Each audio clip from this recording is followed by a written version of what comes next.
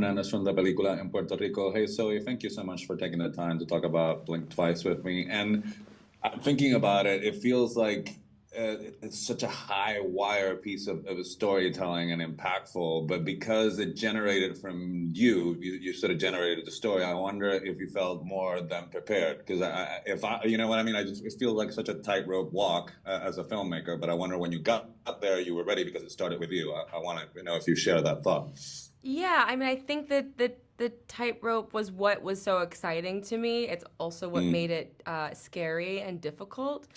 But I think, this is really an expression of the way that I think and the way my brain works, um, and that's why it kind of had to be this crazy tone. Like I find humor in very strange and dark places, and Mm.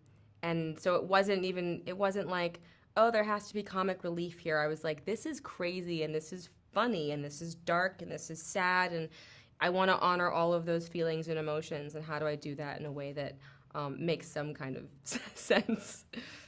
Mm. So obviously you've been part of the filmmaking process as an actor for a long time, but as a storyteller and a filmmaker, I just wondered through the process if you found something surprising about, either photography or costumes, because you have to take care of it all. But I Yeah. wonder if you were surprised by looking at it as a different tool for storytelling. For example, the sound design is just amazing on this. So, and all your choices are sort of audaciously right. So I Thank wonder you. if you took to one part of the storytelling and it surprised you.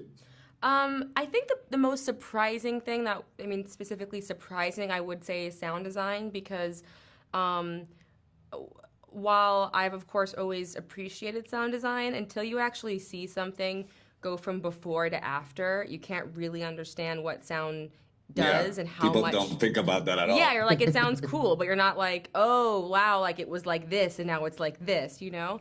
And because the movie is about memory, I wanted it to be sensory. I didn't want it to be realistic. It's about when you think back on things, you don't think about them realistically. You think about, I remember, the sound of his feet on the floor, and I remember the sound of his vape, and I remember the bubbles in the champagne. It's not about what was real, it's about what you remember and what stuck out to you and what stayed with you. And so going on that journey of heightening things in that way was really fun and really amazing. And I think it was like adding a whole other character to the movie in a way.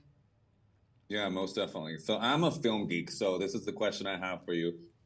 Put me there when you sort of yell cut the first time you're directing Gina Davis, or when you're having conversations about having Gina Davis in this movie with these themes. I mean, like, share that with me, please, I before mean, they wrap me. it was crazy when they said that Gina said yes. I was blown away and shocked. And she's so kind, and I mean, she's so smart. I think she's like, what is it, a Mensa or whatever, when you're like your IQ's like, Hmm. so she's so intelligent. And what she did with the character was she brought Stacy to a completely different place.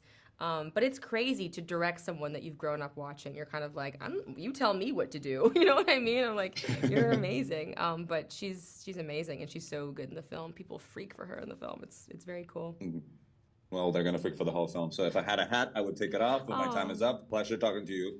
Stay safe, okay? thank Pleasure you. talking Nice to to you. meet you.